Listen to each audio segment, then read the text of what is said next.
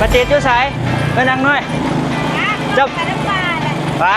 สิไปแถวใดหลัก29หลัก31อ๋อเบิ่งดูคนสิ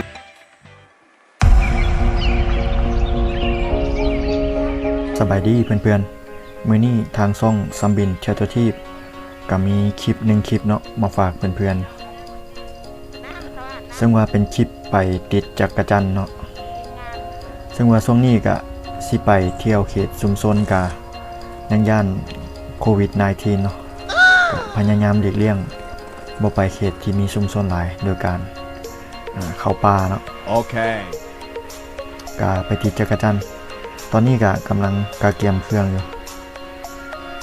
ก็สิเอารถจักรคันนี้แล้วเนาะไปอันนี้ก็กำลังสิออกจากบ้านเนาะก็ไปน้ำกันทั้งหมด3คนก็มีน้าสาวคนนึงเนาะแล้วก็หลานคนนึงตอนนี้ก็ได้ออกจากบ้านไปแล้วส่วนน้าสาวกับหลานแม่นขับรถไปก่อนละเพราะว่าทางนี้ยังมัวแต่ถ่ายคลิปเนาะ ก็เลยไปซ่านิดนึงเดี๋ยวเฮาสินำเพิ่นไปเนาะอันนี้ก็กำลังออกจากบ้านหลัก17อยู่ฮอม4เนาะงานของข้าพเจ้าตอนนี้ก็ออกมาจากฮอมแล้วสิฮอดทางอย่างแล้วเนาะซึ่งว่าบอนที่จะไปติดก็จะไปติดอยู่บ้านหลัก28เนาะก็เลื่อนก็ห่างจากบ้านไปอีก1กิโลเนาะซึ่งมันจะมีปลาโคกอยู่แถวนั้นหลายส่วนจักรจันทร์มันยังบ่แน่ใจเนาะว่าสิมีบ่ตอนนี้ก็ยังอยู่เขตหลัก27อยู่เนาะก็ขี่รถไปเรื่อยๆซึ่งว่าถ้าหากว่ามันบ่มีก็สิไปติดต่ออยู่บ้านหลัก29เนาะซึ่งว่าอยู่หันก็จะมีนาของข่อยอยู่เนาะหลัก29ว้าวซึ่งว่าก็บ่ได้ไปติดมาหลายปีแล้วจักรจันทร์อันนี้ก็แม่น้าสาวกับหลานนำมาทันแล้วตอนนี้ก็เข้าเขตบ้านหลัก28เดี๋ยวไปอีกน้อยนึงเนาะเฮาก็สิฮอดป่าติดจักรจันทร์แล้วเนาะ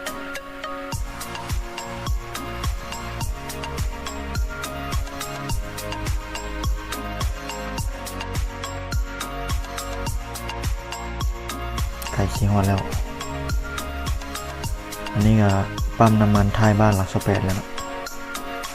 ถ้าขี่ไปอีกน้อยนึงก็เข้าบ้านหลัก29แล้วตอนแรกว่าจะมาติดอยู่เบื้องนี้เนาะแต่ว่าเข้ามาแล้วมันมิดเงียบบ่ได้ยินเสียงจักรจันทร์เลยตอนนี้เฮาก็มาฮอดบอนที่เฮาสิติดแล้วนี่ก็ปลาโคกท้ายบ้านหลัก28นะ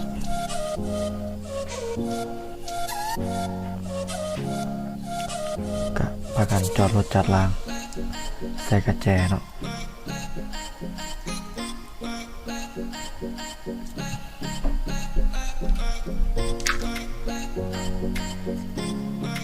ก็ใส่กุ๊บฮอนแดดหลังจากใส่กระแจแล้วก็เกี่ยมสีขาวปลาแล้วโอเคเนาะเบิ่งบรรยากาศตอนติดกันแล้วปลานี่จะมิดเนาะจักรจันทร์บ่ห้องเถื่อฉะนั้นต้องอาศัยสายตาก่อนแต่ว่าเพิ่นได้ไปแล้วตัวหนึ่ง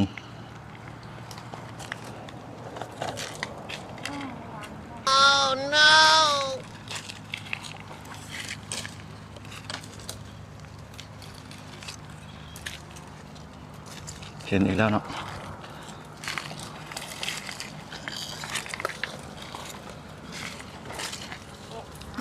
บ่ถึกซ้ำ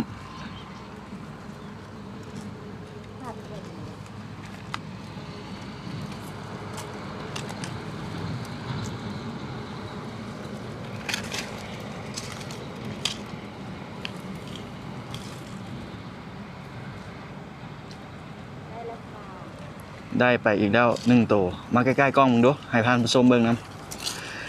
สำหรับไผบ่เคยเห็นจักรจันทร์เนาะนี่เนาะอือติดแล้วท่านผู้ชม1ตัวโอเคอันนี้มันตังธรรมชาติเนาะบ่แม่นตังที่ว่าเป็นกาวติดหนูบ่แม่นเนาะเป็นตังที่ว่าไปบักเอาน้ำกกหยังสะอาดกกสะอาดเนาะพอตู้ข่อยเฮ็ดเองเพราะว่าพอตู้เราแต่ละปีเราจะมักเฮ็ดตังขายเนาะโอเคทางด้านนี้มันบ่เห็นเลยบัดแนมเบิ่งผู้บ่าวคือเห็นดีแท้แนมเห็นผู้บ่าวมันอยู่ไว้แผ่นหยังอันนี้หลานสาวเพิ่นว่าเพิ่นบ่เห็นจักรจันทร์จักโตเนาะบัดแนมเบิ่งผู้บ่าวนะคือว่าเห็นดีๆอยู่บ่ไกลๆก็เห็นเนาะแนมมึงดีๆมึงดู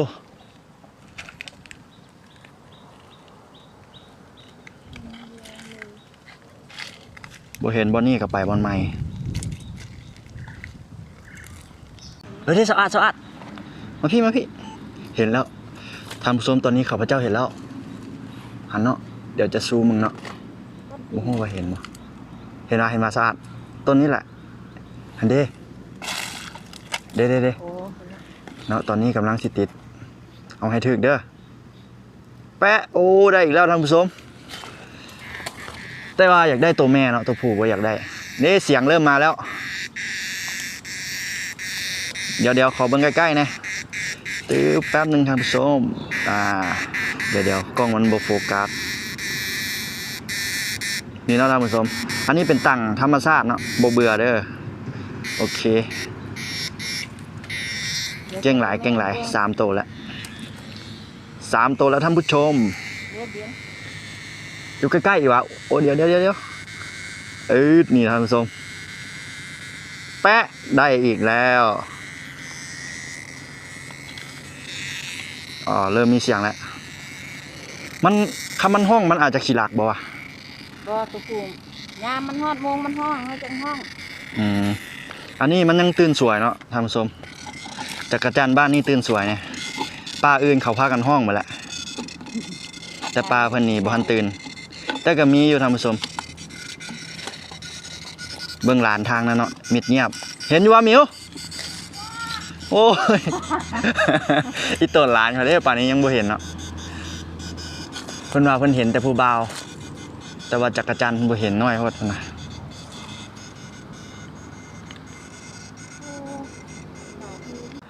เดี๋ยวเขาจะไปหาหลานก่อนเนาะป่านนี้เพิ่นยังบ่เห็นจักตัวเดี๋ยวบินจะเป็นคนติดเบิ่งและให้เพิ่นถ่ายให้เนาะก็เบิ่งว่าสิเห็นบ่เมื่อกี้เห็นตามโตคือกันเนาะเดี๋ยวเด้อท่านผู้ชมเด้อมาอันถ่ายให้ไอ้สิลองติดเบิ่งจับพยายามให้มันนิ่งๆเด้อหมายถึงแบบมือบ่ให้มันสั่นดอกอย่างละถ่ายเอาใกล้ๆแล้วแต่เอามือหนึ่งมันจับตัวนี้ไว้อันนี้ตัวนั้นบ่ได้ถ่ายแต่ตัวเดียวนี้ตัวนั้นบ่พอตอนนี้ไม่ติดจักรจันทร์กับยูน้ำบินแล้วเนาะเดี๋ยวบินจะลองติดเบิ่งโอเคสิเห็นบ่เนาะไปทางใดเขาไปทางพุ่นโอ้ทางนี้มันแสงแดดมันเหลื่อมตามาพี่ก่อนเนาะเดี๋ยวติดไปทางนั้นนี่มันเหลื่อมตาขั้นมาพี่อึดทวะป่านนี้ยังบ่เห็นมึงแนมซอยในหมิวคันเห็น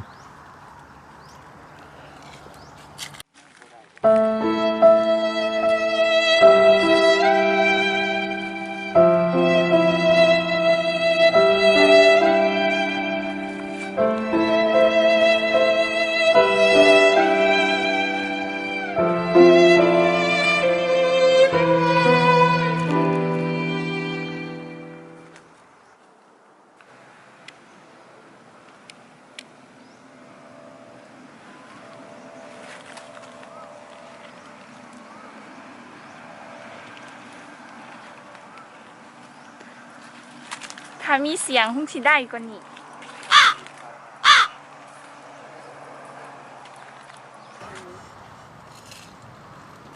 ตอนนี้สิเปลี่ยนเป้าหมายเนาะไปบินไปแล้ว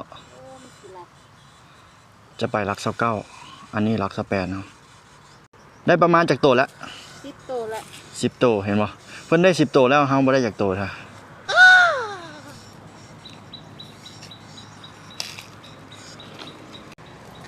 เฮ้ยมันหลักท่านผู้ชมบินนี่ละ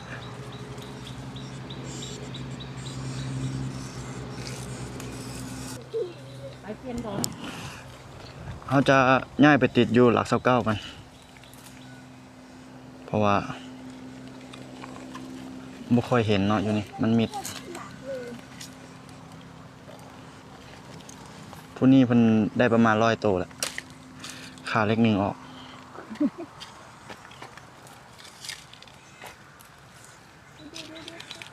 เห็นแล้วเอาตินให้ได้เห็นแล้วนะเพิ่นเห็นแล้วเนาะเบิ่งดูว่าเพิ่นสิติดได้บ่ โอ้บักคำสูงอ้าวโอ้แล้วสายตังนี้ตั้งแต่ดิ้วน้อย บ่ได้เนาะพลาดไป ๆได้10 โตแล้ว อืม กำลังสิไปต่อ มื้อนี้คิดว่าสิเอาจากโต ประมาณ100 โตก็พอละ โอ้ยหน่อยแล้วเอารอเบิ่งเนาะว่าจะได้บ่ เอาเลย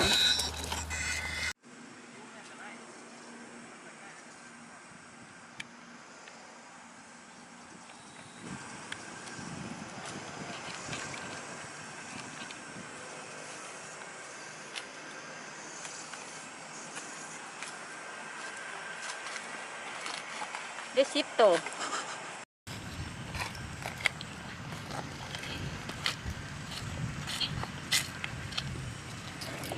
ยังบ่ได้จากโตเนาะตอนนี้ให้ท่านผู้ชมให้เบิ่งตังเห็นบ่ตังธรรมชาติเนาะอันนี้ตอนนี้เขาก็สิเปลี่ยนไปป่าใหม่อยู่หลัก29เพราะว่าป่านี่บ่เห็นเนาะไปเบิ่งต่อ บ่รอดก็ได้ เห็นดอกกระเจียวท่านผู้ชมเดี๋ยวนี้มีองค์สิเก็บ เพื่อไปข้างมาเล เดี๋ย ยว ท่านผู้ชมแป๊บนึงเนาะมันยังคือตัวน้อยครับวะมันยังบ่ใหญ่วะ ยังมันได้ใหญ่มันพร้อมต้น กำลังใหญ่ขั้นฝนตกลงมา คือสิงามเนาะคือสิสัตว์กันเอาเบิ่งดูเพิ่นสิหลบได้บ่คันหลบบ่ได้คือสิบ่ได้ผัวนำเขาดอกเบิ่งเนาะ นี่เนาะหน้าตาผู้หลบ เอาปุ๊บออกแน่หน้าตาคนลกยันบ่ได้อีหลี ผู้ใดสนใจก็ทักมาเด้ออันนี้หลานสาวเองเพิ่นว่าเน้นมีเงินเพิ่นว่า ใส่กล้องนะแม่ เอาบ่ได้ผัวได้แท้วนี่โอ้ยหลบบ่ได้ปานนี้ โอ้ยได้เสยเด้ ใส่เบิ่งเด้องามอยู่เนาะดอกกระเจียวบ่แม่น ค คน น ก็งามไม่เริ่มฮอด มันเริ่มห้องแล้วท่านผู้ชมพวกเขาออกมาเลยจากกระจันเริ่มห้องแล้วแต่จังใดก็ย่าสิไปหลัก29ก่อนเนาะเพราะว่ามีนาของข่อยอยู่หั่นโอเคตอนมาถ้าหักตอนมาคันอยู่นี่มันห้องแฮงเฮาก็แวะติดอีกเนาะนะสะอาด แม่ อันนี้สะอาดเนาะเราได้ประมาณ10ปลายโตแล้วมิวแม่นเห็นอยู่แต่ติดบ่ได้ใช่ป่ะได้เดี๋ยวแป๊บนึงซูมโอเค แต่งสีไป โอเคไปเข้าไปหลัก29เลย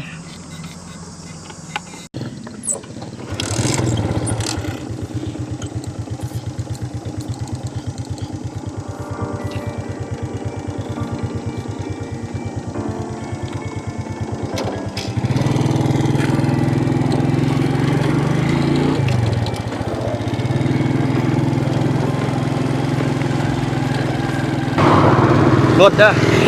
เฝ้ามาแหง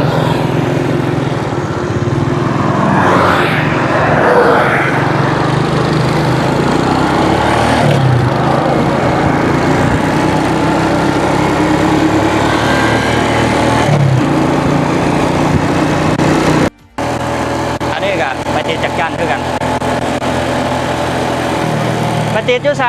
ไปนั่งหน่อยเจ้า ไปน้ำปลาแหละ ปะชิไปแถวใดหลัก29หลัก31อ๋อเจอกันอยู่พุ่นซะนะบางเทื่ออันนี้ไทยบ้านเดียวกันเนาะ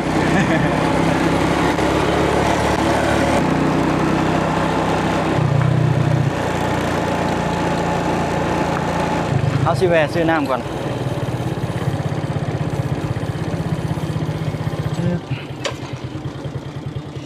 ซื้อน้ำก่อนเนาะ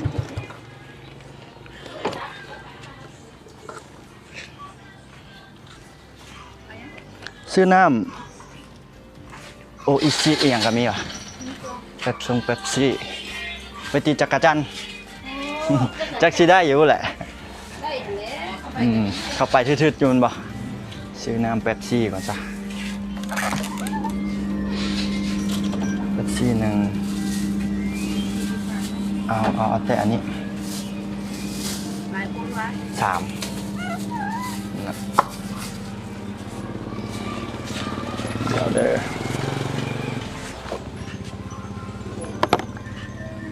เฮ็ดคลิปลง YouTube ตีจักรจันทร์ จะกระจัน แม่นแฮะ นี่สมบัติลงกับใครได้ล่ะ ก็จังว่าแหละลองเบิ่งนี่ อันนี้หลาย ให้เขาเจ้าเบิ่งนำนะอ้าว ๆเป็นหลังวัดนะหลวงพ่อหลังวัดแต่กีก้าเข้าไปเนาะ อยู่วัดบ่อยากติดมันปานใดอันนั้นวะ หลัง อยู่วัดเลยวะ บ่อยู่อันปราสาทเนาะ โอ้ปราสาทเลยวะโอ้ยบ่ไปละปราสาท แล้วน่ะอยู่ข้างใกล้โรงเรียนอีกน้อย บ่เป็นตาย่านไปบ่ต้องไปไกล เออ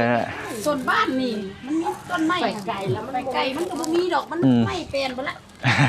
ป้าแป้นเหมือนบ่ เขาบุกเบิกเบิด ท่านผู้ชม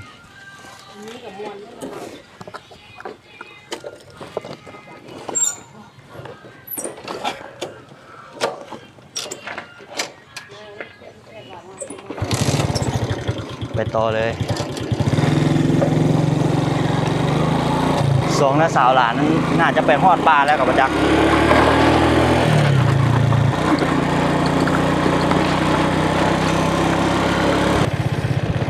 อันนี้มันคนเลี้ยงวัวเนาะ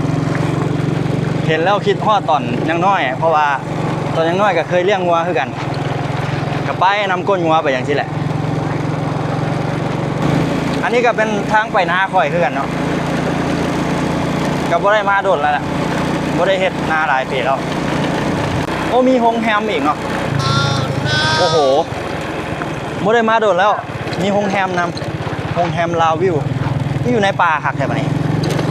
โอ้ได้เดี๋ยวเทื่อหน้ามาตีจักรจันทร์กะสิมานอนโฮงแฮมอยู่แถวนี้ก่อนเนาะ ไป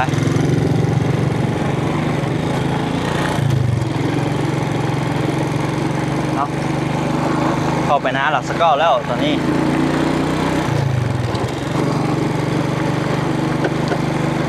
อนาคตก็อาจจะไม่เฮ็ดไร่เฮ็ดสวนอยู่พี่แหละก็สิจกหนองปลาปลูกผักปลูกหญ้าไปซั่นแหละเนาะก็ดีนะท่านผู้ชมถ้าเจ้ามาเฮ็ดทางนั่นแหละตอนนี้เนี่ย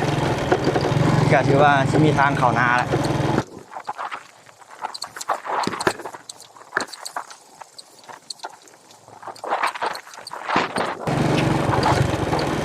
เดี๋ยวเนาะเบิ่งนาเจ้าของก่อนบ่ได้มาโดดเลยเด้นี่ฮอดแล้วบ่วะอันนี้บ่นี่แหละท่านผู้ชมนาข่อยโอ้อยู่ทางพุ่นอันนี้ก็แม่นหัวนาเลยเด้คักหลายสวัสดีนี่ตัวนาเฮานะฮะนาเฮาแม่นบ่นี่เดี๋ยวมีทางเข้ามาละโอ้คัก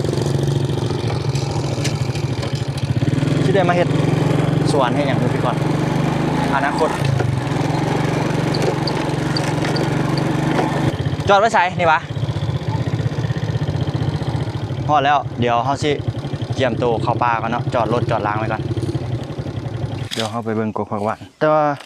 มันแก่แล้วแม่นสมบัติสะอาด เด้เขามาเอาแล้วเด้ห้อยเขาเด็ดนะ มีคนมาเก็บไปแล้วผักหวาน เก็บกันแล้ว อันนี้ก็แม่นวะนี่ อันนั้นกับเมนแกแล้ว กินน้ำก่อน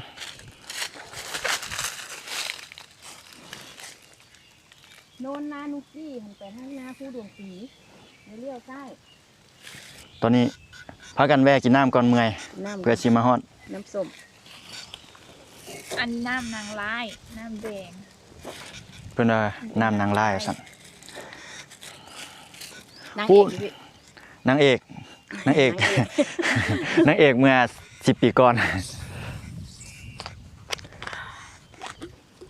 พูดเนาะนาข่อยอยู่พูดป้าตัวทั้งหน้ากับซีเมนปลายนา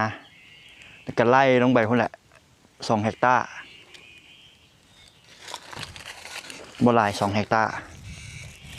แต่ว่าเห็นทางเข้ามาจังซี่แล้วรู้สึกว่าคักแล้วบัดนี้ ตอนนั้นมานะเขาบูฮูทางนะจักสิไปทางไหนเดี๋ยวนี้มีทางไล่งาตามทางยังฮู้ เดี๋ยวนี้เขาสิเฮ็ดโรงงาน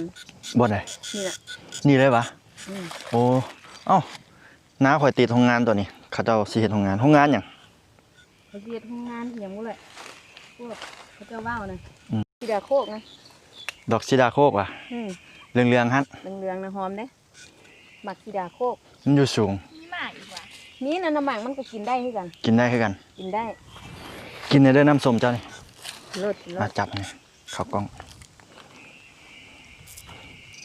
เริ่มแล้วเด้ กำลังสิเริ่มแล้วท่านผู้ชมเดี๋ยวพักผ่อนหน่อยหนึงก็สิไปติดต่อ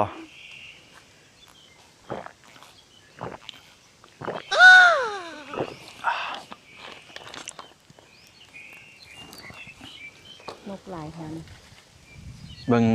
นางเอกเฮาไปเก็บหยังก็ดอกซิดาโคก ก ยับลงเลยหนึงให้มันหอมปะเอามาเบิ่งดู งามคือคนไปเดทเลยคนไปเดทงามกว่า คืออีหยังนี่แหละ คนไปเด็ด มันก็จะเป็นอย่างนี้ เป็นจังซี่ว่าหอมบ่ ดมเบิ่งบ่เชื่อ เอาให้ท่านผู้ชมเบิ่งแหน่ ใจ เอาใส่กล้องเอาใส่กล้องหั่นนะดมมึงแม่แบบนี้ ดมเบิ่งนู่น บ่ฮู้บ่โอ้ยโอเคไป ต้นเติบด้วยนะเห็นป่ะมี เอา ต้นงาม เยี่ยมไปติดต่อแล้วเฮ้ยบ่แม่นติดต่อติดจักรจันทร์ ๆเยี่ยมมึงเด้อพี่น้องปลานี่นะมาติดสิได้จากตัวถ้าบ่ได้ก็ไปปลาใหม่ มีหลายปลาแม่นบ่ มีหลายดอนหลายปลาอยู่ ปลานี้ข่อยต้องได้ ใส่กระเจรถไหมล็อกรถก่อนเพราะว่าบางเทื่ออาจจะเข้าไปลึกเด้ ต้องมั่นใจ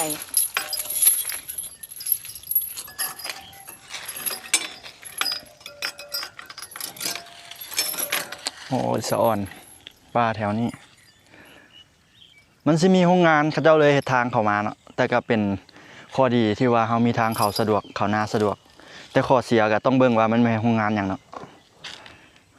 คันเป็นโรงงานที่ว่าบ่ดีต่อสิ่งแวดล้อมเฮาก็สิได้รับผลกระทบ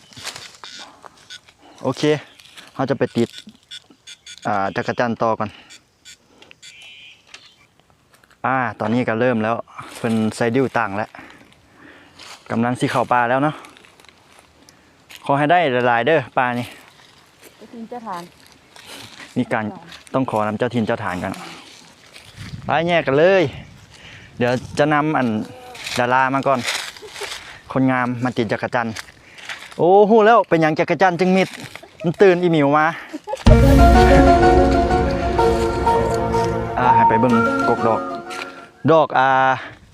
มักชิดาโคกเนาะอันนี้ก็เคยเห็นก็เคยเห็นนี่แหละ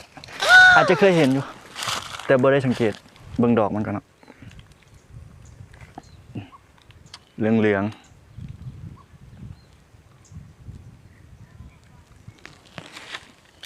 อยู่สูงแท้ว่าสิเด็ดมาดุม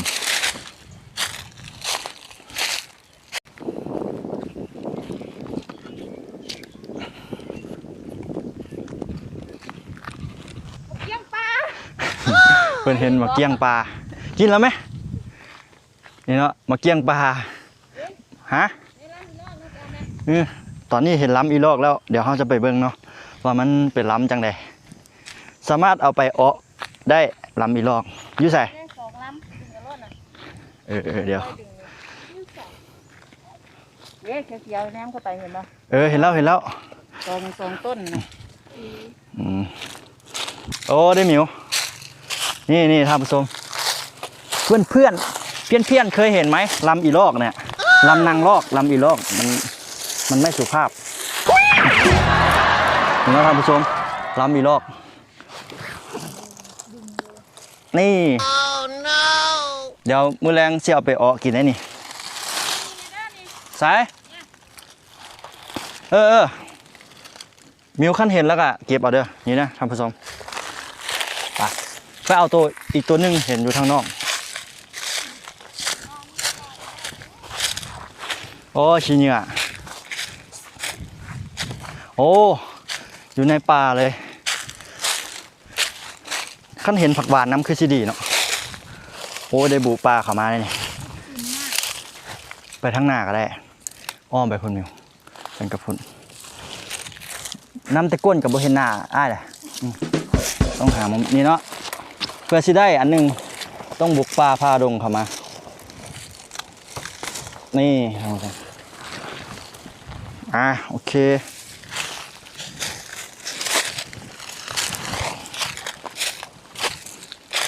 ได้3 อันแล้วเข้าป่าที่2แล้วยังบ่ได้จักรจันทร์เลยบ่ห้องเลยท่านผู้ชมบ่ฮู้ว่ามันไปไสหรือว่ามันบ่มีวะมันอาจจะดับก็เป็นได้เพราะว่าเขตนี้ก็ไทยบ้านหลัก29อาจจะมาติดหลายก่อนมือที่เขาจะมาหรือว่าบ้านอื่นเนาะก็มักมาติดโคกบ้านนี้เพราะว่ามันเป็นป่าโคกหลายแต่ว่าเขามามื้อนี้มันบ่เห็นแหละบ่ค่อยมีเนาะบ่ได้จากตัวเลยอยู่ป่านี่ ปลานี่บ่มี ปานนั้นเพิ่นว่าสิเอาจาก100ตัวมื้อนี้สิได้จากตัวมื้อมาป่านี้ได้แต่ลำอีลอกบ่ ได้แต่ลำอีลอกปลานี่เด้อ อ๋อโอเคบ่ได้จักรจันทร์ก็ได้ลำอีลอกไปออแหละมื้อแรง ได้จะถือไม่เลาะเนาะอันนี้นะ อันนี้ดาราเนาะเพิ่นว่าบ่ได้จักรจันทร์ก็ยาได้มาเข้าคลิปเพิ่นก็ดีใจแล้วเพิ่นว่าโอเคเฮาสิไปอีกป่าใหม่อีกโคกตัวใหม่บ่ได้100ตัวบ่เมื่อเพิ่นว่ามื้อนี้ ได้ร้อยตัวบ่เมือง ก็คือเก่าปลดกระแจเฮาอยู่ป่าใดก็บ่ได้โดนเพราะว่ามันบ่มีก็เปลี่ยนไปเรื่อยๆไปป่าใหม่ก่อนเนาะท่านผู้ชมไปเจอกันอยู่พุ่นแหละโคกตัวใหม่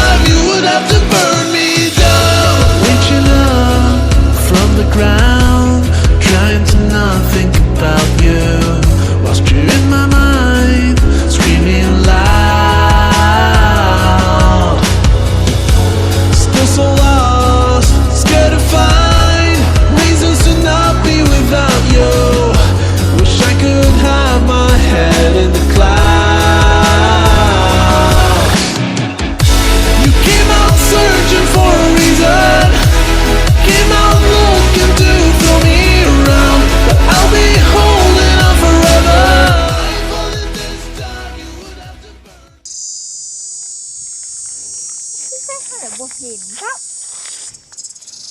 มาป่าที่3แล้วกับบ่มี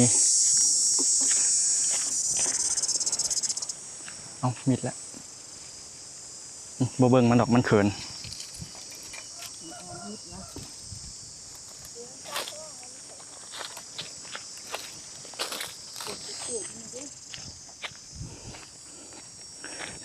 ใส่กุบ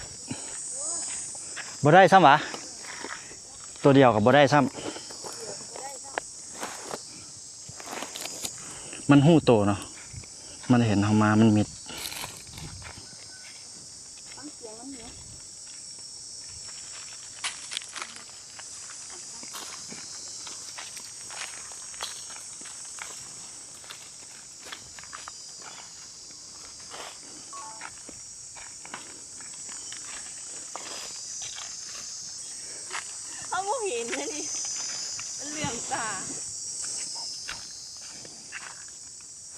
จ้า ตอนนี้เห็นหางมะสมหางน้อยๆสวัสดีเพื่อนทำอะไรอยู่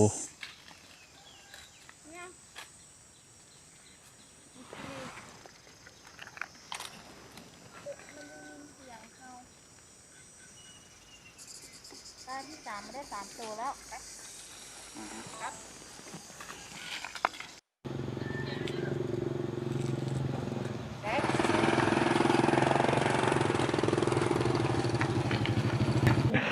โอเค เห็ดเนาะเด็กสัตว์นะ ได้3อย่าง นี่เนาะ เนาะเดี๋ยวจะลังอีลอกกับดอกกระ โอ้ เจียว ในอีลอกหลาย แต่ว่าจักรจันทร์มันบ่ค่อยห้องบ่ได้เถื่อเนาะโอเค ลอกให้หนู แซวออกมาเบิ่งดูมันไปโดนอีลอกจนเหี่ยว โอ้ยเดี๋ยวมันเดียว อ้าว กูได้อันหนึงเก่าอันหนึงละ แม่หยังหันทุน เฮ็ดลูก หืม เฮ็ดมันคันแน่ มา นี่เนาะลำอีลอก โอ้เอาดอกกระเจียวหั่นเอาดอกกระเจียวให้มันน่ะ เอานี่ดอกผู้หญิงน่ะ คันล่ะ อืม โอเค เดี๋ยวมื้อหน้าเราจะไปติดไม้เนาะมื้อหน้าคือสิได้หลายอยู่ มื้อนี้เอาเท่านี้ก่อนพี่น้องนี่ดอกก โอ ระ เค เจียว เจ้าเชียนหยังกิน สิเฮ็ดอ้อ อ๋อใส่ ออมใส่กระดูกหมู อ๋อ ดอกกระ โอ เจียว เค กับ มากินน้ำกันเด้อ และมื้อนี้เขาเอาอันนี้เอาจักรจันทร์เมื่อ